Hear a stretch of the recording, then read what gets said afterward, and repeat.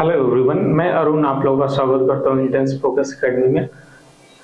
पिछले लेक्चर में हम लोगों ने देखा था थैलेसीमिया के बारे में। उसमें मैंने बताया था दो टाइप्स ऑफ थैलेसीमिया होते हैं, ठीक है। First one is known as beta thalassaemia और अल्फा थैलेसीमिया, ओके। और उसमें मैंने बताया था कि it is a type of haemoglobinopathy that is which is quantitative in nature. और आज जो हम लोग का लेक्चर है that is sickle cell anaemia. आज जो है ये कैसा नेचर है इसका, तो ये कैसा है, ये है हमारा क्वालिटेटिव इन नेचर है, क्वालिटेटिव हीमोग्लोबिनोपैथी, ओके। तो ये सारी चीजें आज जो हमारा जो लेक्चर है, आज का जो हमारा टॉपिक है सिकल सेल एनीमिया, इसमें मेनली हम लोग पढ़ेंगे डिजीज के बारे में, सिकल सेल एनीमिया के बारे में। बेसिकली सिकल सेल डिजीज जो है मल्टी सिस्टम डिसऑर्डर फंक्शन है। मेनली इसमें तीन चीजें आती है, that is sickle cell anaemia, sickle cell trait और अदर सिकलिंग सिंड्रोम। तो आइए लेट्स स्टार्ट कि सिकल सेल, सबसे पहले देख लेते हैं कि सिकल सेल डिजीज होता क्या है। तो सिकल सेल डिजीज में मेनली हम लोग देखेंगे कि it is a multi sickle cell disease. ये क्या होता है, कैसे होता है, वो हम लोग देख लेते हैं। सिकल सेल डिजीज होता क्या है, बेसिकली ये हम लोग देख लेते हैं। तो sickle cell disease is a multi system disorder. ये क्या है, मल्टी सिस्टम डिसऑर्डर है which occurs due to a gene mutation, जो कि अकर करता है जीन म्यूटेशन के कारण, ओके। मेनली इसमें क्या होता है, जीन म्यूटेशन होता है, ओके। इसमें दूसरा पॉइंट हम लोग देखेंगे कि it is a group of disorder characterised bye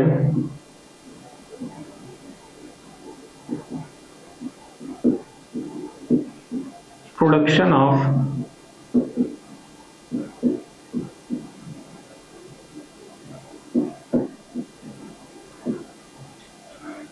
It is a group of disorder characterized by the production of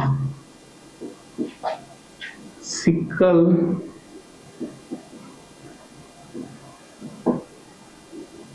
hemoglobin.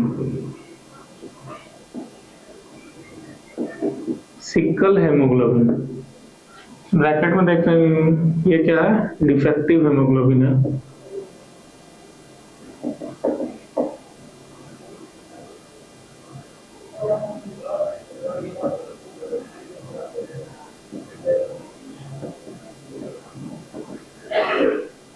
Defective haemoglobin that is HbS, इसका नाम हम लोग देते हैं HbS, ओके।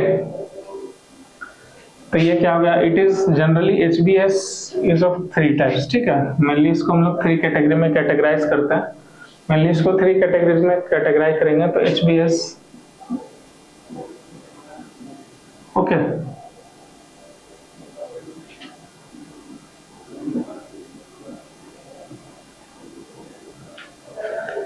तो first one is known as, जो first जो हमारा है उसको बोलते हैं SCA, that is sickle cell anaemia. इसको क्या बोलते हैं, सिकल सेल एनीमिया बोलते हैं, okay. First one is known as sickle cell anaemia and second one is known as sickle cell trait.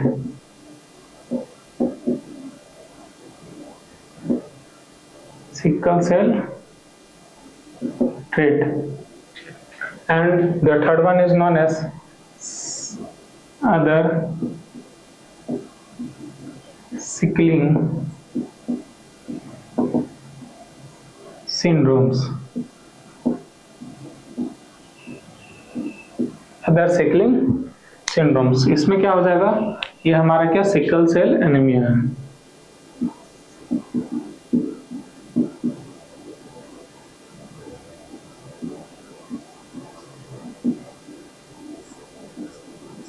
ये क्या है, हमारा सिकल सेल एनीमिया। ये जनरली होता कैसा है, तो वो हम लोग देख लेते हैं। इट इज होमोजाइगस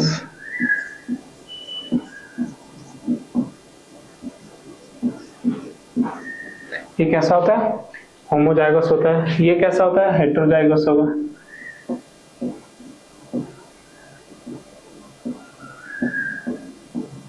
और अदर सिबलिंग जो होता है वो कंपाउंड हेटेरोजाइगस होता है।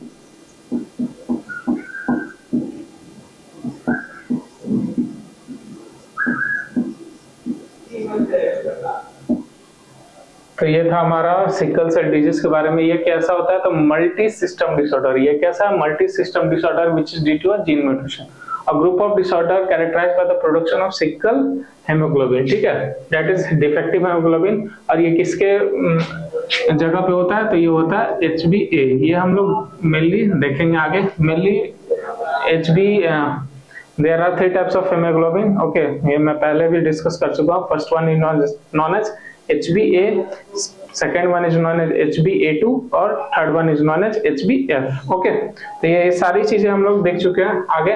अब हम लोग देखते हैं आज का टॉपिक है हमारा क्या? Sickle cell anaemia. तो मेनली हम लोग फोकस करेंगे सिकल सेल एनीमिया के बारे में। ओके, इसमें मेनली क्या होता है? हेटेरोजाइगस होता है, सो इट इज कैरियर। ये क्या होता है? हमारा कैरियर होता है। तो मतलब इसमें एक ट्रेट रहेगा, फर्स्ट वन ये इसमें ट्रेट भी रहता है और ये होता है हमारा नॉर्मल। होमोजाइगस का मतलब बेसिकली हो जाएगा क्या कि HbS और HbS रहेगा। ठीक है, ये सारी चीजें होती है और ये इन दोनों का बहुत सारा कॉम्बिनेशन होता है। तो ये था हमारा इंट्रोडक्शन सिकल सेल डिजीज के बारे में। नेक्स्ट अब हम लोग पढ़ेंगे क्या? सिकल सेल एनीमिया के बारे में। ओके, हम लोग देखते हैं क्या सिकल सेल एनीमिया के बारे में। तो सिकल सेल एनीमिया बेसिकली होता क्या है ये हम लोग देख लेते हैं। तो सिकल सेल एनीमिया क्या है? Sickle cell anaemia is a genetic blood disorder. ये कैसा है? Genetic blood disorder. और कोई अगर आपसे पूछे कि कैसा है, रिसेसिव है कि डोमिनेंट है, पहला चीज, और ऑटोसोमल है या फिर एलोसोमल है। तो ये क्या है? ऑटोसोमल एंड ऑटोसोमल रेसेसिव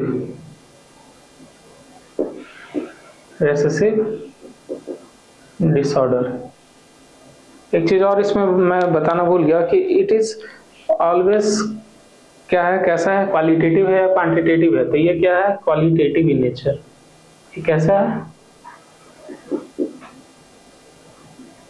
ये आगे हम लोग डिस्कस करेंगे, फिर भी मैं यहाँ बता दे रहा हूँ कि क्वालिटेटिव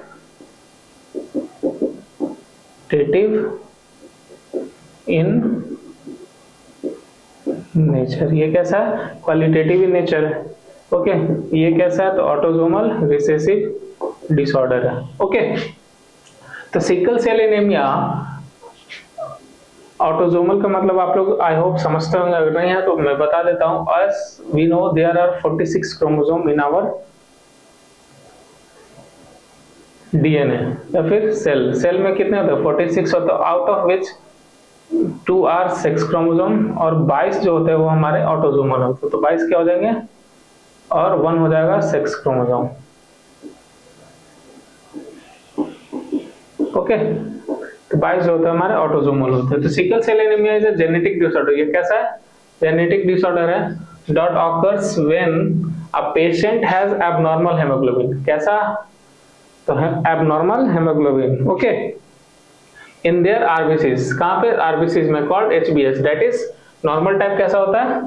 कॉल्ड HbS। HbS क्या होता है? HbS is sickle cell haemoglobin, sickle cell haemoglobin या फिर सिकल हेमोग्लोबिन। ओके, ये कैसा होता है? होमोजाइगस होता है। होमोजाइगस में क्या हो जाएगा? ऐसा हो जाएगा HbS state caused by beta globin mutation, beta globin gene mutation. ये कहाँ पे म्यूटेशन होता है? तो बीटा ग्लोबिन, ये अगर कोई आपसे पूछे, इट इज अ क्वेश्चन हो गया, ये इंपॉर्टेंट पॉइंट हो गया कि ये कहाँ पे होता है। ये होता है beta globin gene mutation. Okay, उसके बाद क्या होता है? उसके बाद देख लेते हैं कहाँ पे होता है। तो पॉइंट म्यूटेशन कहाँ पे होता है? ये कैसा है? तो ये पॉइंट म्यूटेशन है। Okay, point mutation involving codon 6। कहाँ पे? कोडोन 6 पे। किस पे होता है? कोडोन नंबर 6 पे of beta globin gene, codon 6। Okay, और ये पॉइंट म्यूटेशन होता है। अब देख लेते हैं होता क्या है एक्चुअल में। तो ये जनरली हम लोग देखते हैं कि जी जो है डीएनए में, डीएनए बेस पेयरिंग में मेनली जी जो है यानी ग्वानिन जो है साइटोसिन से बाइंड करता है और एडेनिन जो है थाइमिन से बाइंड करता है। ठीक है, और ये कैसे बाइंड करता है, तो हम लोग डिस्कस कर रहे थे कि ग्वानिन जो है साइटोसिन से कितने बेस पेयर से बाइंड करता है, दैट इज 3 हाइड्रोजन पेयर से, और एडेनिन जो है थायमिन से बाइंड करता है तो 2 बेस पेयर से करता है। तो बेसिकली होता क्या है कि GAG ए के जगह पे क्या होता है, यहाँ पे पॉइंट म्यूटेशन होता है और किसी कारणवश यहाँ पे क्या हो जाता है पॉइंट म्यूटेशन, और वहां पे क्या हो जाता है ए के जगह टी प्रेजेंट हो जाता है। तो ए के जगह जो टी प्रेजेंट होता है यानी GAG जो था वो किसको बनाता था, तो ग्लूटामिक एसिड को बनाता था। तो अब यहाँ पे पॉइंट म्यूटेशन हो गया तो GCTG जो है यानी, तो ये किसको बनाएगा, वैलिन को बनाएगा। तो ये ग्लूटामिक एसिड जो था वो किस टाइप का हेमोग्लोबिन को बनाता था, तो नॉर्मल जो हमारा हेमोग्लोबिन था दैट इज HbA था। जब ये चेंज हो जाता है किसमें, वैलिन में, तो वैलिन क्या बनाएगा, HbS is also known as sickle haemoglobin, sickle haemoglobin, ठीक है। अब ये क्या होता है, this point mutation leads to the substitution, ये सब्स्टिट्यूट कर देता है किसको, ग्लूटामिक एसिड को, किससे, glutamic acid with valine, valine से हो जाता है, and leads to the production, leading to the production of HbS that is sickle haemoglobin.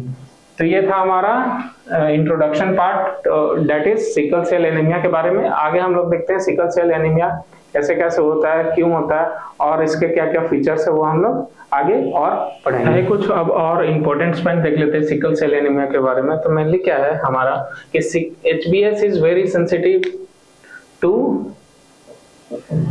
Low oxygen level, मतलब कि HbS जो अब हमारा जो हेमोग्लोबिन है वो क्या है, वेरी सेंसिटिव है। ये क्या वेरी सेंसिटिव है, किससे, low oxygen level. When RBC with HbS experiences a decrease in O2 level, अगर कोई भी ऐसा HbS है यानी ऐसा RBC जो है जिसमें HbS प्रेजेंट है, वो अगर ऑक्सीजन लेवल में कमी पाता है then it causes the RBC to change its shape। अब उससे क्या होगा, शेप चेंज हो जाता है। शेप किसमें फ्रॉम राउंड स्मूथ। पहले क्या है कि RBC जो है हमारा, ये नॉर्मल अगर हम RBC समझ लीजिए अगर हम बनाए, ओके, तो ये जो हमारा जो नॉर्मल RBC होगा, ये नॉर्मल RBC हमारा कैसा होता है, स्मूथ होता है, ओके, और कैसा होता है, राउंड होता है, ठीक है, स्मूथ और राउंड होता है, ठीक है। तो ये कैसा बन जाएगा, ये स्टिफ बन जाएगा और सिकल शेप बन जाएगा। ये कैसा बन जाएगा, सिकल शेप बन जाएगा और स्टिफ बन जाएगा।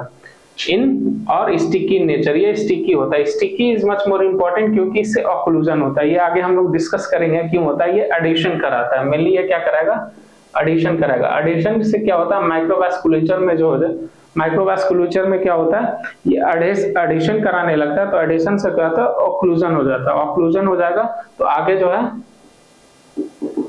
ब्लड फ्लो में ये बाधक बनता है, ठीक है। तो इसमें मेनली क्या होता है, मेनली क्या हुआ कि नॉर्मल लेवल में हमारा जो था स्मूथ RBC जो है हमारा नॉर्मल में,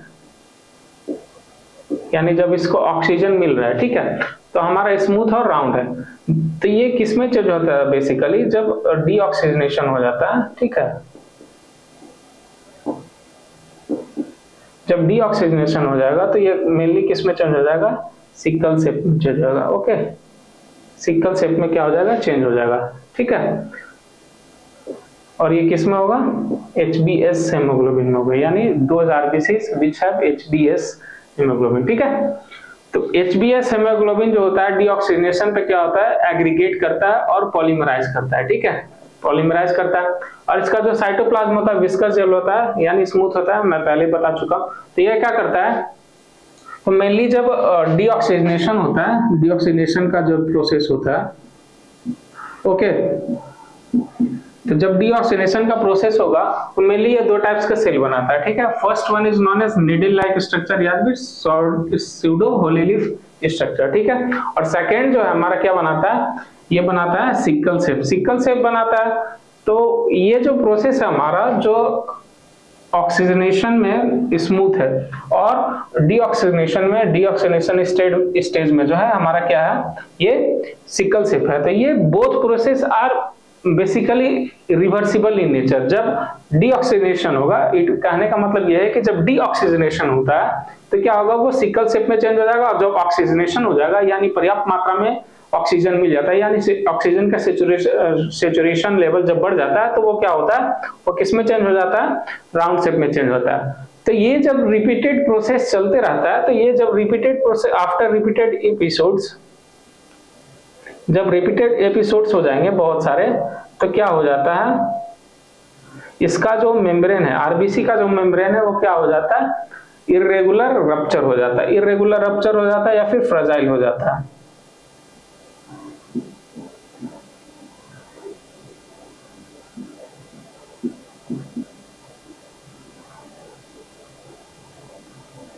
इरेगुलर रप्चर हो जाएगा।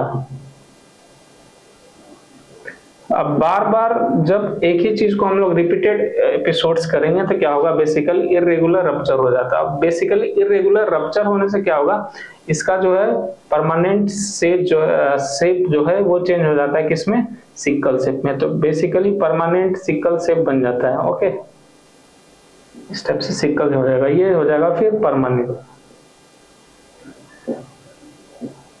ये क्या हो जाएगा, परमानेंट हो जाएगा। तो बेसिकली क्या हुआ कि एचबीएस जो है सेंसिटिव होता है लो ऑक्सीजन पे। तो लो ऑक्सीजन में क्या होता है, नॉर्मल हमारा जो है आरबीसी जो है हमारा स्मूथ रहता है, राउंड रहता है, ठीक है। डीऑक्सीजनेशन होता है, यानी ऑक्सीजनेशन जब कम हो जाएगा, यानी ऑक्सीजन का सेचुरेशन लेवल अगर कम हो जाता है, देन सिकल शेप में जो है चेंज हो जाता है हमारा आरबीसी, ठीक है। तो वही मैं बता रहा हूँ यहाँ पे कि एचबीएस जो है डीऑक्सीजनेशन होता है तो क्या करता है, एग्रीगेट बनाता है और पॉलीमराइज करता है, ठीक है। उसके बाद क्या होता है, ये हमारा नॉर्मल आरबीसी है। तो आरबीसी क्या होता है, डीऑक्सीजनेशन में दो चीजों में चेंज होता है। First one is known as needle like structure, that is pseudo holly leaf structure, ठीक है। और सेकंड हमारा sickle cell shape. Sickle cell जो होता है, ये both the process are reversible. मतलब क्या हुआ कि डीऑक्सीजनेशन में किस में चेंज हो जाएगा, सिकल शेप में चेंज हो जाएगा, और ऑक्सीजनेशन जब होगा तो फिर से ये किस में चेंज हो जाएगा, राउंड शेप में हो जाएगा। आफ्टर रिपीटेड एपिसोड्स में क्या होता है कि इरेगुलर रप्चर हो जाता है, और इरेगुलर रप्चर हो जाता है तो ये बेसिकली एक परमानेंट शेप ले लेता है, जो कि होता है सिकल शेप। ओके, तो इससे क्या होता है, अब आगे देखेंगे इससे क्या क्या होगा, कैसे कैसे होता है। तो सिकल शेप जब हो जाएगा तो उसका ऑक्सीजन कैरिंग जो कैपेसिटी है वो क्या हो जाता है, कम हो जाता है, ऑक्सीजन कैरिंग कैपेसिटी कम हो जाएगा। तो आइए देखते हैं व्हाट आर द फैक्टर्स। आगे और भी बहुत सारी चीजें इसमें देखेंगे, पहले इसमें देख लेंगे, आगे डिस्कस कर लेंगे क्या कि क्वालिटेटिव और हीमोग्लोबिनोपैथी हमारा वो दो तरह का होता है, दैट इज क्वालिटेटिव और क्वांटिटेटिव। तो क्वालिटेटिव और क्वांटिटेटिव में क्या क्या फर्क है, उसके बाद हम लोग देखेंगे क्या क्या फैक्टर्स है जो कि इसको बढ़ाते हैं, मतलब सिकल सेल एनीमिया को प्रमोट करेंगे या फिर डिक्रीज करेंगे। ओके, तो ये सारी चीजें हम लोग देखेंगे। उसके बाद sign and symptoms, diagnosis and treatment, बहुत सारी चीजें आगे हम लोग देखेंगे एक एक करके। आइए तो आगे अब हम लोग देखते हैं क्या कि सिकल सेल एनीमिया के बारे में। इट इज हीमोग्लोबिनोपैथी है। क्या हीमोग्लोबिनोपैथी है, हीमोग्लोबिनोपैथी होता क्या है वो हम देख लेते हैं। और ये कैसा है, क्वालिटेटिव इन नेचर। ये कैसा है, ये इंपॉर्टेंट है, ये मैं पहले भी बता चुका, again I am discussing, it is qualitative in nature, ठीक है। हीमोग्लोबिनोपैथी क्या होता है, disease that results from genetically determined abnormality, यानी जेनेटिक के कारण होता है, ठीक है। एबनॉर्मलिटी ऑफ स्ट्रक्चर और सिंथेसिस ऑफ हीमोग्लोबिन मॉलिक्यूल, यानी अगर ये जो है ऐसा एबनॉर्मलिटी है, ठीक है, जिसमें स्ट्रक्चर और सिंथेसिस में जो है हीमोग्लोबिन का अगर कोई भी फॉल्ट पाया जाता है, if they are found faulty, और उसका स्ट्रक्चर अगर चेंज होता है तो वो कैसा होता है, वो कहलाता है हमारा हीमोग्लोबिनोपैथी, ठीक है। Basically they are of two types. ये कितने तरह का, दो तरह का होता है। First one is known as qualitative haemoglobinopathy और second one is known as quantitative haemoglobinopathy. तो ये क्या होता है, occurs as a result of genetic mutation. ये क्यों होता है, जेनेटिक म्यूटेशन के कारण होता है। ओके, और ये कैसा होता है, अमीनो एसिड डिलीशन या फिर सब्स्टिट्यूशन। या तो इसमें अमीनो एसिड डिलीट हो जाता है या फिर सब्स्टिट्यूशन हो जाता है। इसमें क्या होता है, कॉज स्ट्रक्चर वेरिएशन, यानी ग्लोबिन का जो इसमें मेनली जो ग्लोबिन चेन का जो स्ट्रक्चर है ना, वो वेरी कर जाता है ना, वो वेरी कर जाता है। इसमें एग्जांपल्स हो जाएंगे क्या, एचबीएस, एचबीसी और एचबीएम एटसेट्रा, ठीक है। अब क्वांटिटेटिव में देख लेते हैं, reduce synthesis of globin chain. इसमें क्या होता है, रिड्यूस हो जाता है सिंथेसिस, यानी अमाउंट, यहाँ पे अमाउंट की बात हो रही है, यानी अगर अमाउंट अगर कम हो रहा है then this will denote to the क्या हो जाएगा, क्वांटिटेटिव। और the globin chain are structurally normal. इसमें क्या होता है, इसमें क्या हो रहा था, स्ट्रक्चर ही चेंज हो रहा था, लेकिन इसमें क्या हो रहा है, स्ट्रक्चर हमारा चेंज नहीं हो रहा है। एग्जांपल में हो जाएगा हमारा क्या, थैलीसीमिया। ओके, आगे अब हम लोग देखते रहते हैं क्या क्या फैक्टर्स है जो कि अफेक्ट करते हैं किसको, सिकल सेल एनीमिया को, सिकल सेल्स को, ओके, या फिर सिकल हेमोग्लोबिन को, कौन कौन सा फैक्टर अफेक्ट। अब हम लोग देखेंगे फैक्टर्स अफेक्टिंग सिकलिंग। तो इसमें मेनली हम लोग देखेंगे क्या, other amount of other haemoglobin, ये क्या करता है मेनली, ये हम लोग देख लेते हैं। तो there are basically 3 types of haemoglobin found in our body, that is HbA, HbA2 and HbF। HbA में 2 अल्फा और 2 बीटा चेन्स पाए जाते हैं, ठीक है। HbA2 में 2 अल्फा और 2 डेल्टा चेन्स पाए जाते हैं, और HbF में 2 अल्फा और 2 गामा चेन्स पाए जाते हैं। तो these are the 3 types of haemoglobins normally found in our body, okay. तो ये हम लोग देख लेते हैं। तो बेसिकली जब क्या होता है अमाउंट ऑफ अदर हेमोग्लोबिन में, HbA और HbF क्या करता है, interfere with the HbS polymerisation. अब जब ये पॉलीमराइजेशन उसको नहीं करने देगा, इंटरफेयर करेगा, तो क्या होगा, डिक्रीज इन सिकलिंग, यानी सिकल जो सेल्स है हमारे वो क्या होंगे, कम बनेंगे, ओके। ये क्या होगा, डिक्रीज करता है यानी कम बनता है, ठीक है। और HbC inhibits the exchange across the RBC membrane. जब ये एक्सचेंज को रोक देगा तो क्या होगा, एक्सचेंज जब नहीं होगा तो क्या होगा, वो स्टिफ हो जाएंगे और स्टिकी हो जाते हैं, रिजिड हो जाते हैं। जब रिजिड हो जाते हैं, HbS क्या होता है, जनरली वो रिजिड नेचर के होते हैं। तो रिजिड जब नेचर के हो जाएंगे तो क्या होगा, वो फेवर करेगा सिकलिंग को, ये फेवर करता है यानी इंक्रीज करता है, ठीक है। अब सेकंड में हम लोग देख लेते हैं क्या, MCHC, that is mean corpuscular haemoglobin concentration, okay. तो ये क्या होता है, ये जब हायर होता है, जब HbS जब हायर होता है तो ये क्या करता है, MCHC को भी क्या करता है, वो इंक्रीज करता है यानी बढ़ाता है। Higher HbS result in the higher amount of MCHC, ये भी क्या करेगा, फेवर्स करेगा सिकलिंग को। और अदर्स में क्या क्या आ जाएंगे, अदर्स फैक्टर में क्या क्या आ जाएंगे हमारे, तो अदर फैक्टर में क्या क्या आ जाएंगे, एसिडोसिस आ जाएंगे, फीवर आ जाता है और इन्फेक्शन आ जाता है, ठीक है। तो इसमें क्या होता है, ये भी क्या करेगा, फेवर करेगा किसको, सिकलिंग को, ये क्या करता है, फेवर करता है। उसके बाद एक छोटा सा टॉपिक हम लोग देख लेते हैं क्या, माइक्रोवैस्कुलर ऑक्लूजन, यानी ये माइक्रो वेसल्स में क्या होगा, यानी ब्लड वेसल्स में क्या होता है, ऑक्लूजन जो होने लगता है। ऑक्लूजन का मतलब होता है ऑब्स्ट्रक्शन ऑफ ब्लड फ्लो, यानी ऑब्स्ट्रक्शन होने लगेगा। तो बेसिकली होता क्या है, नॉर्मल जो हमारा आरबीसी है वो ब्लड फ्लो करता है, तो ये हमारा क्या हो जाता है, फ्रेजाइल होता है, स्मूथ होता है, राउंड होता है, ठीक है, और नॉन स्टिकी होता है। तो ये क्या करता है, हमारे जो बड़े से जो छोटे ब्लड वेसल्स होते हैं उसमें क्या है, इजिली फ्लो करता है, इसमें क्या होता है, इजिली फ्लो करता है, ठीक है।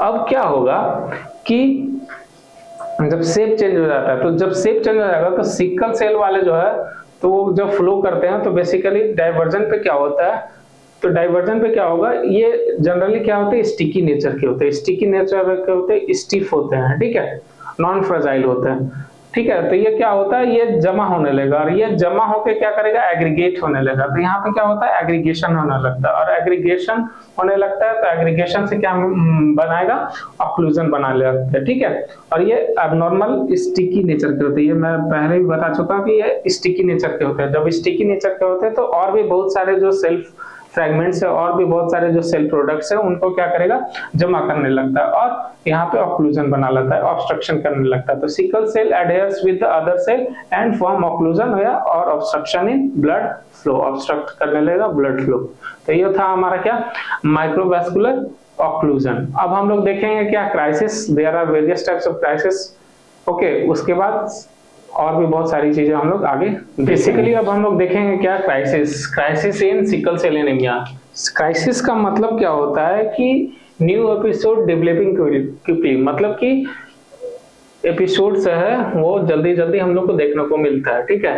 तो इसके मेनली हम लोग 4 कारण पढ़ेंगे। There are 4 types of crisis. पहला हमारा क्या, वैसो ऑक्लूसिव या फिर पेन क्राइसिस। वैसो ऑक्लूसिव का मतलब हुआ कि there will be occlusion in blood vessels, है ना। तो माइक्रोवैस्कुलर ऑक्लूजन हम लोग पढ़ चुके हैं, तो मेनली वो उसी से रिलेटेड है मोटा मोटा।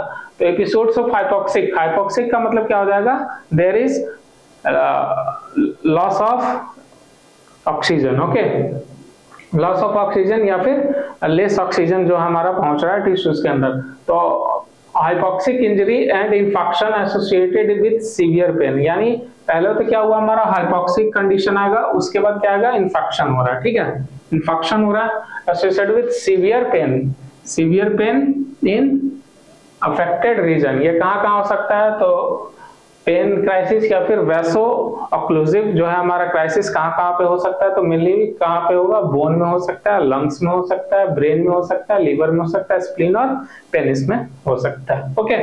सेकंड हमारा sequestration, sequestration mainly occurs in children, ये किस में ऑकर करता है, चिल्ड्रन में ऑकर करता है मेनली, इसका मतलब होता है हिंदी में जप्ती, ओके। तो इसमें क्या होगा कि रैपिड स्प्लीन इनलार्जमेंट हो जाता है, रैपिड स्प्लीन इनलार्जमेंट हो सकता है, हाइपोवोलेमिया हो सकता है और शॉक हो सकता है, ठीक है, सिक्वेस्ट्रेशन। उसके बाद थर्ड है हमारा एप्लास्टिक, एप्लास्टिक में क्या होगा कि बोन मैरो में हमारा एरिथ्रोपोएसिस जो प्रोसेस है वो ही कंप्लीट नहीं हो पा रहा है, ठीक है, वो किसके कारण नहीं होता है, तो cessation of bone marrow erythropoiesis, यानी cessation of bone marrow erythropoiesis due to infection of erythroid progenitor, मतलब एरिथ्रॉइड जो प्रोजेनेटर है, मतलब जो एरिथ्रॉइड जो है हमारा बनाता है, जैसे एरिथ्रोब्लास्ट, एरिथ्रोसाइट, ओके, उसमें और भी आ गए थे प्रोनॉर्मोब्लास्ट जो होते हैं, बहुत सारे होते हैं। तो कॉज्ड बाय पार्वो, ये किस वायरस से होता है मेनली, तो ये वायरस का नाम याद रखना है, that is parvo virus B19, ये इंपॉर्टेंट है, पूछा जाता है। और फोर्थ है हमारा हेमोलाइटिक क्राइसिस, हेमोलाइटिक क्राइसिस में मेनली क्या हो जाएगा, हेमोलाइटिक प्रोसेस, ठीक है, there are two types of haemolytic, that is extravascular और इंट्रावैस्कुलर, ये हम लोग डिस्कस कर चुके हैं, दो तरह के होते हैं, एक्स्ट्रावैस्कुलर और इंट्रावैस्कुलर, ये सारी चीजें हम लोग देख चुके हैं।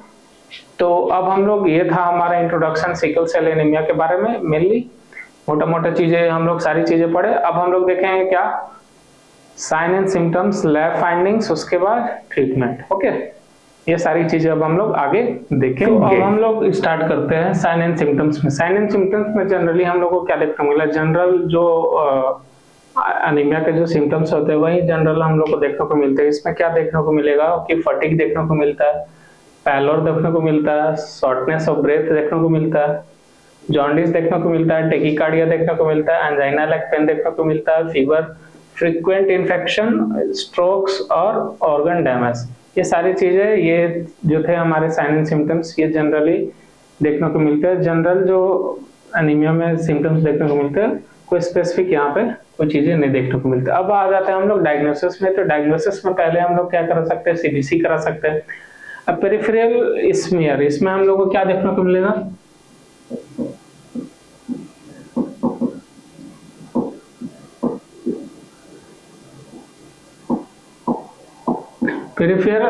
पेरिफेरल स्मीयर में हम लोग को मेनली देखने को मिलेगा सिकल सेल RBC, ठीक है। बोन मैरो, बोन मैरो में क्या देखने को मिलेगा, कंपनसेटरी एरिथ्रॉइड हाइपरप्लेसिया, एरिथ्रॉइड जो सेल है हमारा उसका क्या हो जाएगा, हाइपरप्लेसिया देखने को मिल सकता है। सीरम में क्या क्या इंक्रीज जनरली देखने को मिलेगा, तो सीरम में मेनली इंक्रीज हम लोग को देखने को मिलता है, क्या क्या देखने को मिलेगा, बिलिरुबिन जो है, बिलिरुबिन का जो लेवल है वो हम लोग को ज्यादा देखने को मिलेगा, क्योंकि बिलिरुबिन इसलिए मिलेगा क्योंकि जॉन्डिस हो रहा है। जॉन्डिस क्यों हो रहा है, क्योंकि RBC का जो डिस्ट्रक्शन ज्यादा हो रहा है, ओके। उसके बाद फेरिटिन जो है ज्यादा देखने को मिलता है, ठीक है। आयरन, फेरिटिन के बारे में एक इंपॉर्टेंट मैं बताना चाहूंगा कि it is the serum which is first elevated, यानी सबसे ज्यादा, सबसे पहले जो एलिवेट होने वाला जो सीरम है एनीमिया में वो क्या है, हमारा फेरिटिन, ओके। और उसके बाद आयरन जो है सीरम वो भी देखने को मिलता है एलिवेटेड, ट्रांसफेरिन सैचुरेशन और हेप्टोग्लोबिन, ये भी जनरली हम लोग को देखने को इंक्रीज्ड मिलता है, ठीक है। अब कंफर्मेटरी टेस्ट कौन कौन से होते हैं वो हम लोग देख लेते हैं। सिकल सेल एनीमिया के फर्स्ट हो जाएगा हमारा क्या, सिकलिंग टेस्ट। सिकलिंग टेस्ट में क्या होता है, सिकलिंग इज इंड्यूस्ड, सिकलिंग जो एजेंट है, सिकलिंग एजेंट जो होता है, sickling is induced by reducing agent. कौन सा एजेंट है हमारा, एजेंट का नाम बता देते हैं, तो that is 2% sodium Meta bisulphide, 2% sodium Meta bisulphide sickling agent के नाम से ये जाना जाता है, ठीक है। सेकंड हमारा क्या, HB इलेक्ट्रोफोरेसिस, यानी हेमोग्लोबिन इलेक्ट्रोफोरेसिस, इसमें क्या होता है, नॉर्मल में जनरली इलेक्ट्रोफोरेसिस में, हेमोग्लोबिन के इलेक्ट्रोफोरेसिस में क्या पाया जाएगा, ये जो ओरिजिन है, ये बॉक्स है तो हमारा इलेक्ट्रोफोरेसिस का जो है जेल है, तो उसमें क्या होता है, ये ओरिजिन है, ये A2 लेवल है, HbA2, HbF और HbA, ये नॉर्मल हमारा स्ट्रक्चर है। अब सिकल सेल एनीमिया में क्या पाया जाता है, जो फर्स्ट लाइन है वो हमारा क्या है, ओरिजिन है, A2 है।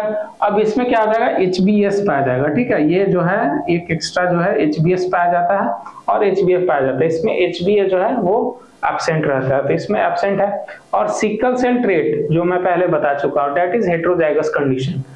तो सिकल सेल में क्या होता है, HbS मिलता है और इसमें भी HbS मिलेगा, लेकिन इसमें HbS जो है कम अमाउंट में मिलता है और HbA जो है ज्यादा अमाउंट में मिलता है, ठीक है। और थर्ड हमारा कंफर्मेटरी टेस्ट हो गया क्या, high performance liquid chromatography. Confirmatory test में अगेन आई एम रिपीटिंग, पहला था सिकलिंग टेस्ट, वो किसके द्वारा होता था, रेड्यूसिंग एजेंट के द्वारा, सिकलिंग एजेंट उसमें डालते हैं, that is 2% sodium metabisulphide. Second था हमारा HbA इलेक्ट्रोफोरेसिस, इसमें क्या था, नॉर्मल लेवल में पाया जाता है, तो ओरिजिन HbA2 और सबसे ज्यादा HbA पाया जाता है, ठीक है। सिकल सेल एनीमिया में HbS पाया जाएगा, HbA जो है नॉर्मल रहता है और HbF भी सम अमाउंट्स में पाया जाता है, ठीक है। सिकल सेल ट्रेट में क्या पाया जाएगा, HbA पाया जाएगा और HbS, बोथ आर फाउंड, ठीक है। और थर्ड था हमारा हाई परफॉर्मेंस लिक्विड क्रोमेटोग्राफी। अब हम लोग देख लेते हैं next segment, that is treatment के बारे में। ट्रीटमेंट में क्या होता है, फर्स्ट हम लोग पॉइंट देख लेते हैं, 90% of the patient survive up to 20 years. 20 years तक 90% जो पेशेंट रहते हैं वो सर्वाइव करते हैं। 50% of the patient survive beyond 50 years, okay, 50 years, ठीक है। और सिम्टोमेटिक ट्रीटमेंट देते हैं, जैसे कि पेन होगा तो एनाल्जेसिक देते हैं और बहुत सारी चीजें हम लोग देते हैं, ठीक है।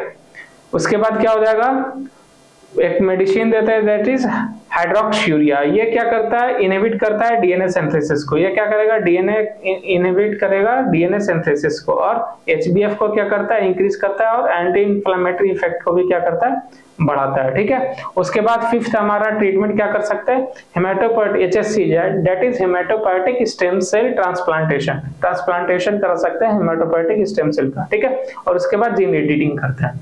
तो ये था हमारा आज का lecture, that is sickle cell anaemia के बारे में, छोटा मोटा लेक्चर। तो ये लेक्चर आप लोगों को कैसा लगा ये जरूर बताएं कमेंट्स में, थैंक यू। और कोई डाउट हो और कोई क्यूरी हो तो आप लोग जरूर पूछें कमेंट्स में।